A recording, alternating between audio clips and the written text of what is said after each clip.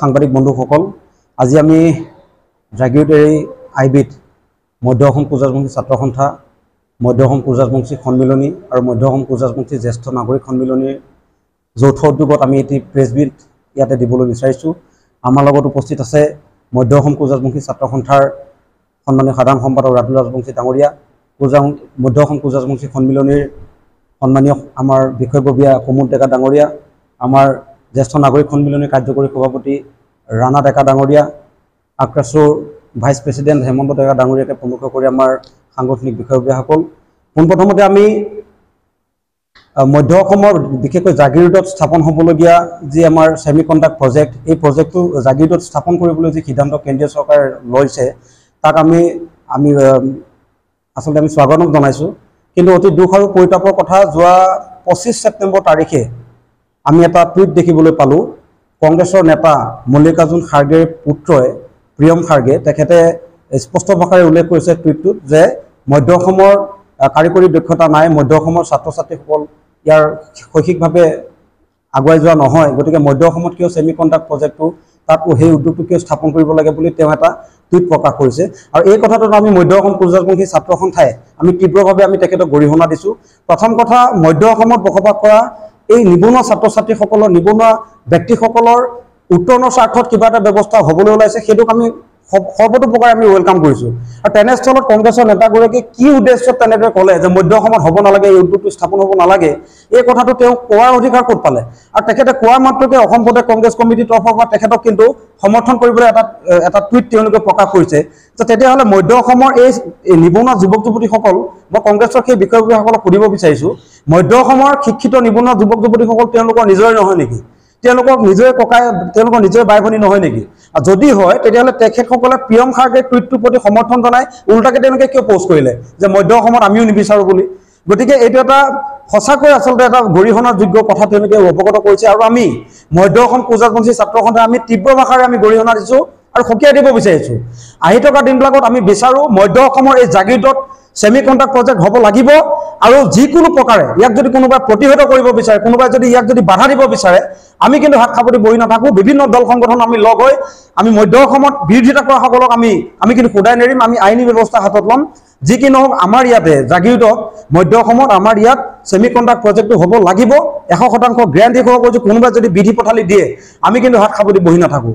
আৰু আমি প্ৰিয়ম খাৰ্গেক আমি এই প্ৰেছ মিটৰ জৰিয়তে আমি সকীয়াই দিব বিচাৰিছোঁ।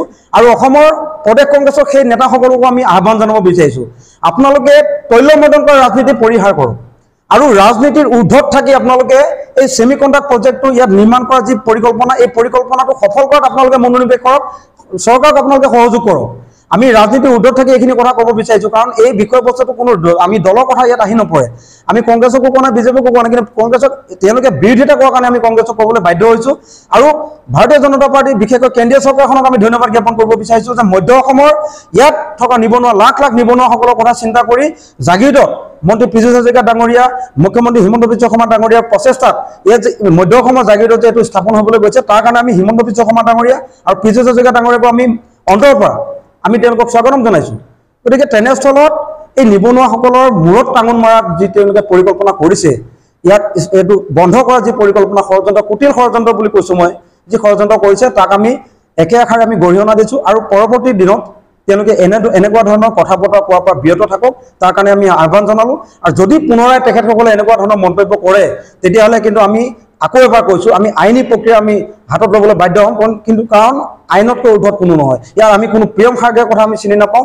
মধ্য অসমৰ বায়ু পানীৰ লগত প্ৰিয়ম খাৰ্গেৰ কোনো সম্পৰ্ক নাই। গতিকে মধ্য অসমত বসবাস কৰা প্ৰতিজন নিবনুৱাৰ সুৰক্ষিত ভৱিষ্যত নিশ্চিত হ'ব লাগিব। তাৰ কাৰণে কোনোবাই যদি বিধি পথালি দিয়ে, আজি এই প্ৰেছ মিটৰ জৰিয়তে পুনৰ সকীয়াই দিব বিচাৰিছোঁ, তেওঁলোকক কিন্তু আমি সদায় নেৰিম। নমস্কাৰ। আজি আমাৰ মধ্য অসম যি কোজাজবংশী সন্মিলনী, লগতে আমাৰ যুৱ ছাত্ৰ সন্মিলনী, ছাত্ৰ সন্থা আৰু জ্যেষ্ঠ নাগৰিক সন্থা সকলো মিলি আমি একত্ৰিত হৈ এটা প্ৰতিবাদ কৰিব বিচাৰিছোঁ যে ইতিমধ্যে আমাৰ যি জাগিৰোডত, অসমৰ জাগিৰোডত যিটো টাটা ছেমি কণ্ডাক্টৰ প্ৰকল্পৰ ইতিমধ্যে আধাৰশিলা হৈ গ'ল, তাৰপিছত এনেধৰণৰ কিছুমান মন্তব্য আমি শুনিবলৈ পাইছোঁ। গতিকে সেই মন্তব্যক আমি আচলতে এইটো অৱহেলা কৰি আছোঁ। তথাপিও তেওঁলোকে এনেকুৱা ধৰণৰ মন্তব্য কৰাত তেওঁলোকৰ আমাৰ প্ৰতি কি ঈৰ্ষা আছে আমি বুজি পোৱা নাই। যে অসমখন সদায় কি পিছ পৰি থাকিব নেকি? অসমত কি ইক'চিষ্টেম নাথাকিব নেকি? বনালে চব হৈ যাব। আজি অসমৰ ইমানবিলাক নিবনুৱা যুৱক যুৱতী আছে, তেওঁলোকৰ সংস্থাপনৰ কাৰণে ইমান ধুনীয়া এটা সুন্দৰ ব্যৱস্থা এটা আহিছে। ইয়াত কেৱল অসমই নাপায়, অসমৰ বাহিৰেও কিছু থাকিব। গতিকে এই বস্তুটোত সকলোৱে আদৰণি জনাব লাগে। আৰু টাটা ছেমি কণ্ডাক্টৰ এইটো হ'ব যে হ'বই। ইয়াত আমি তীব্ৰ ভাষাৰে গৰিহণা কৰিছোঁ। ইয়াত যিসকলে আমাক বিৰোধিতা কৰিব বিচাৰিছে, আমি তেওঁলোকৰ কথা নুশুনো। আৰু আমি ইয়াৰ কাৰণে প্ৰয়োজন সাপেক্ষে হ'লে আমি অকল আমাৰ যি মধ্য অসম কোচ ৰাজবংশী সন্মিলনীৰ লগত আমাৰ যি কোচ ৰাজবংশী ছাত্ৰ সন্থা আৰু অন্যান্য বিভিন্ন দল সংগঠন লৈ আমি তীব্ৰ প্ৰতিবাদ আৰম্ভ কৰিম। আৰু আমি প্ৰয়োজন সাপেক্ষে আন্দোলনৰ প্ৰচেছ আমি আৰম্ভ কৰিম, জঙ্গী আন্দোলন। গতিকে আমাৰ ক'বলগীয়া এইখিনিয়ে যে এই ছেমি কণ্ডাক্টৰ ইয়াত হ'বই, হ'ব লাগিব আৰু হ'বই। এইটো আমাৰ এটা কথা, একমত।